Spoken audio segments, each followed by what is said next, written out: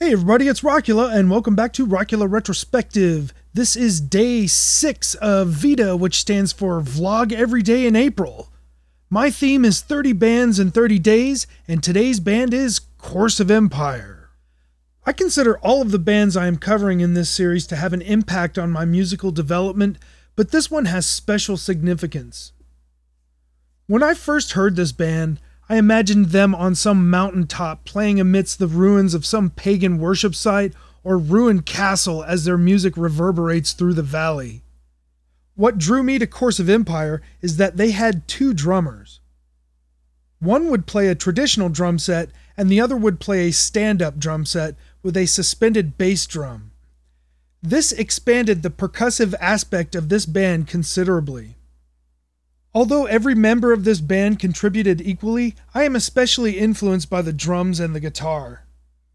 The thunderous drums give the band tremendous weight, but the reverb-soaked guitars give the band enormous depth. I have seen the band countless times and even made it into a couple of their live videos. I can't pick one track or album in their catalog that I dislike. They only released 3 studio albums and 1 live disc before they broke up. The debut album has special significance for me because I bought it when it came out. I had been a fan before the CD, and when it came out, I obsessed over it.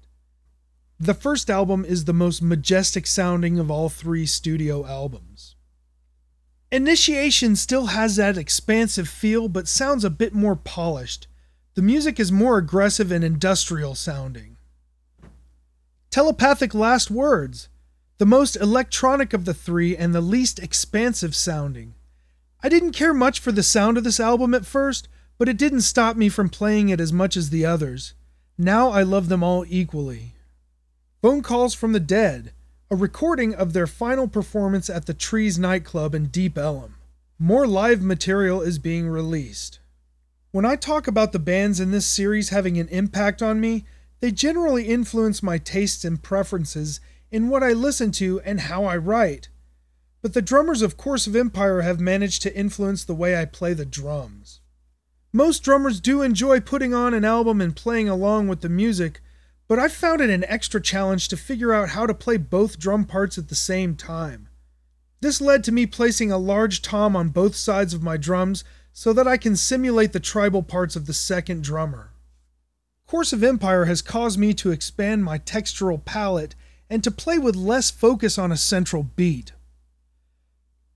This prepared me for interactions with electronics and the ability to complement sequences and drum tracks without resorting to replicate the beat on the drums.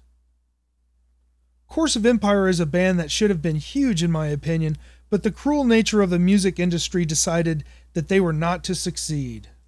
I have received tons of advice and friendship from the members of the band, and I owe them all eternal gratitude for their role in making me a more well-rounded musician.